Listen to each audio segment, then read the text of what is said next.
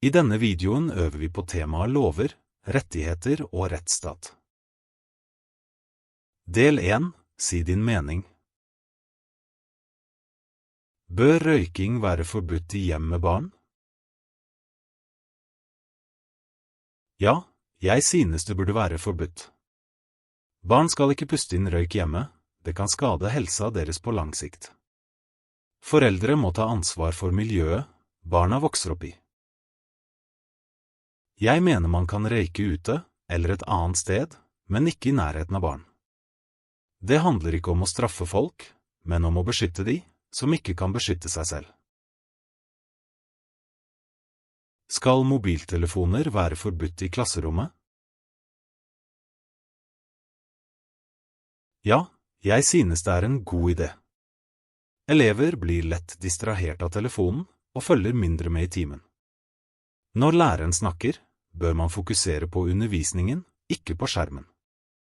Jeg mener mobiltelefoner kan brukes i enkelte fag, når det trengs, men generelt bør de ligge bort under timen.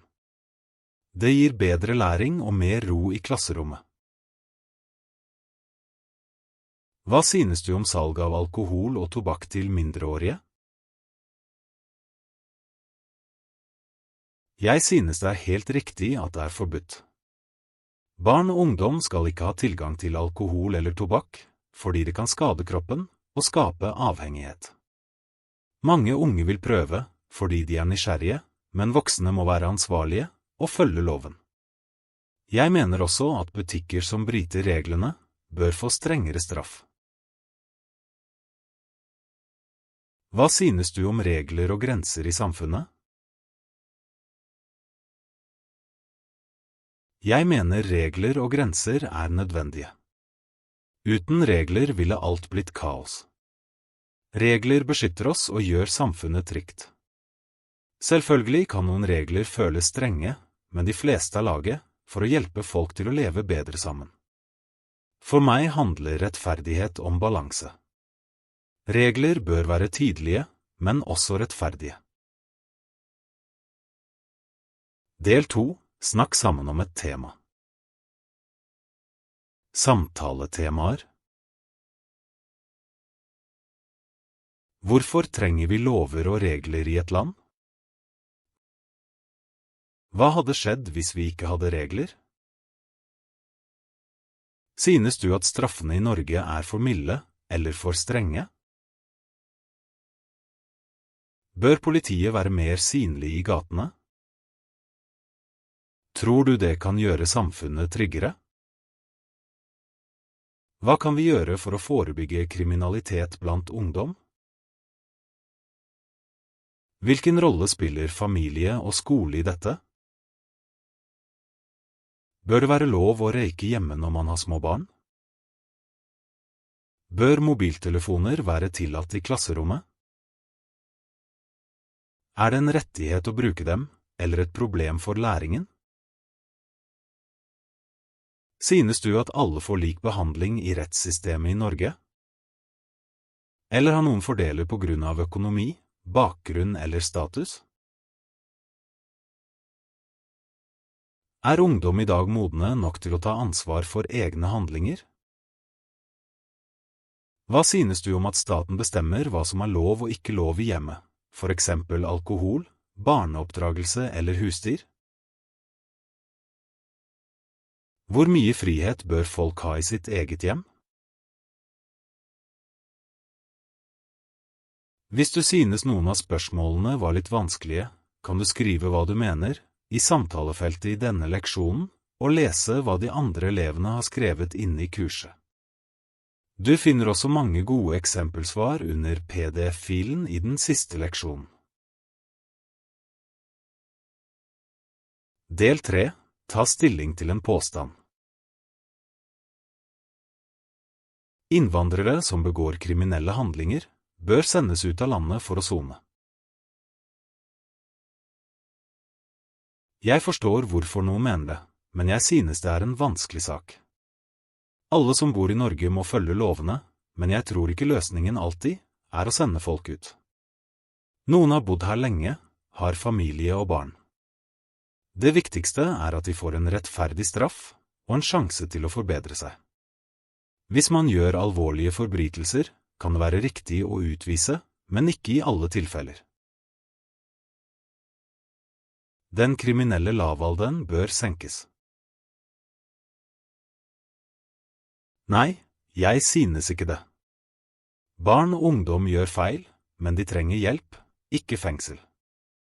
Man bør heller satse mer på forebygging, slik at de lærer konsekvensene av det de gjør. Jeg mener også at foreldrene må ta mer ansvar når barna begår lovbrudd. Det viktigste er å hindre at de blir kriminelle voksne, ikke å straffe dem for tidlig. Det bør være strengere straffer i Norge. Jeg forstår hvorfor noen tenker det, men jeg tror ikke strengere straffer alltid hjelper. I Norge prøver vi heller å rehabilitere folk, ikke bare straffe. Mange som sitter i fengsel, trenger behandling og støtte for å komme seg videre. For meg er det viktigste at folk ikke gjør de samme feilene igjen, og at samfunnet blir tryggere på en smart måte. Mobiltelefoner bør være forbudt i klasserommet.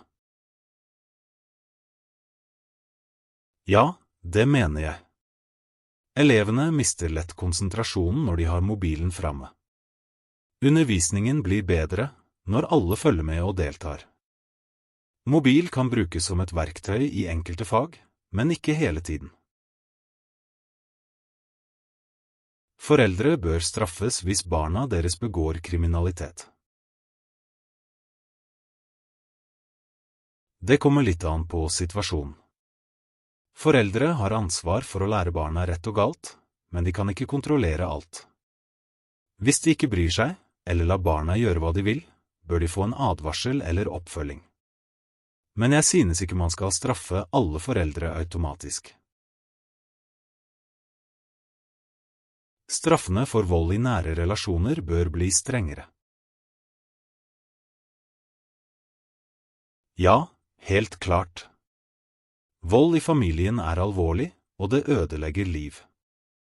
Mange tør ikke si ifra, og derfor må samfunnet vise at dette tas på alvor. Jeg mener straffene må være høyere, og ofrene må få bedre hjelp.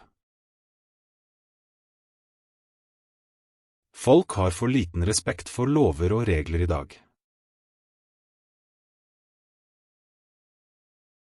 Ja, det tror jeg faktisk.